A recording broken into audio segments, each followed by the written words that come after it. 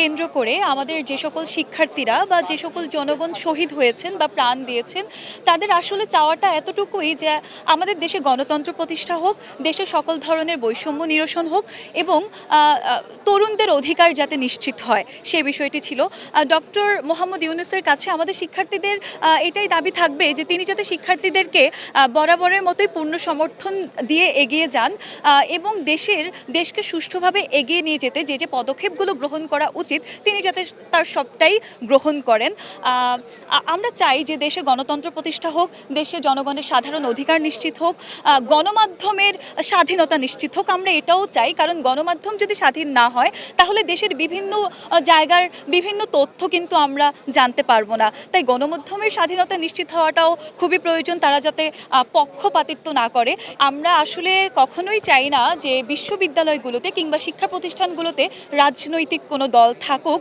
আমরা দেখছি যে দেশে গত ২-৩ দিনে হয়তো অন্যান্য রাজনৈতিক দলেরা বিভিন্ন সহিংসতা প্রকাশ করছে এবং আমরা চবির খবর শুনেছি, চট্টগ্রাম বিশ্ববিদ্যালয়ের খবর শুনেছি যে সেখানে অনাকাঙ্ক্ষিতভাবে একটি রাজনৈতিক দল হলে প্রবেশ করার চেষ্টা করেছে।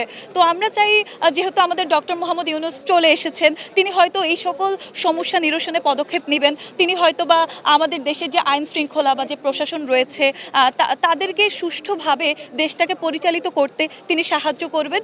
সর্বোপরি আমরা চাই তিনি যাতে আমাদের তরুণদের সাথে থাকেন, তরুণদের অধিকার নিশ্চিত করেন এবং তরুণরাই যাতে দেশের ড্রাইভিং সিটটাতে থাকেন এবং তিনি আমাদেরকে সেই জায়গাটা তৈরি করে দেন, এটাই আমাদের চাওয়া। যেটা একটা বৈষম্য বিরোধী আন্দোলনের মাধ্যমে আমরা এই বৈষম্যটা যাতে চিরস্থায়ীভাবে বাংলাদেশে প্রতিষ্ঠিত না হয় সেই প্রত্যাশাটা ওনার কাছে আমাদের থাকে।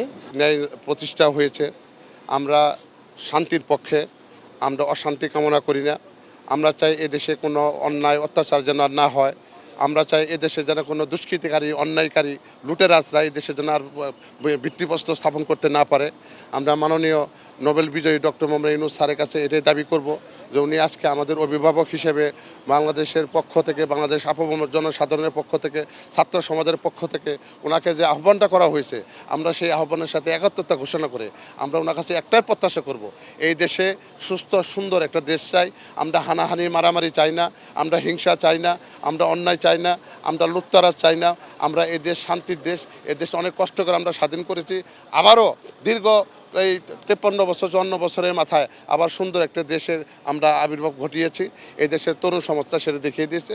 আমাদের বাংলাদেশে অনেক রকম সমস্যা আছে, চাঁদাবাজি, ক্ষমতার অপব্যবহার, ন্যায়কে অন্যায় করা, অন্যায়কে ন্যায় করা, এই সমস্ত ব্যাপারগুলা আমাদের প্রত্যাহার করতে হবে।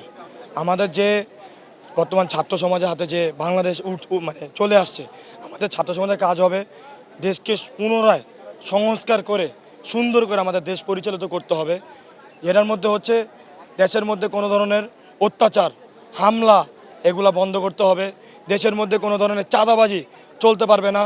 দেশের মধ্যে কোনো কে এমপি, কে ছাত্র, কে গরিব, কোনো ভেদাভেদ থাকবে না, সবাই চিকিৎসা সমান পাবে। কোনো ধরনের সিন্ডিকেট ব্যবসা পর্যন্ত হবে না, যে সিন্ডিকেট ব্যবসা তরমুজ আজকে 100 টাকা, কালকে হবে 500 টাকা, ওইগুলো নিয়ে আমাদের কাজ করতে হবে। তারপরে হচ্ছে আমাদের বাংলাদেশের মানুষের অনেক সভ্যতার প্রয়োজন আছে। আমরা আমাদের দেশকে সভ্যতার মধ্যে দিয়ে দেশকে পরিচালিত করবো ইনশাল্লাহ। এটি আমাদের মানে বর্তমান ছাত্র সমাজের প্রত্যাশা। এই প্রত্যাশা নিয়েই আমরা ছাত্র সমাজ আগে বাড়বো ইনশাল্লাহ।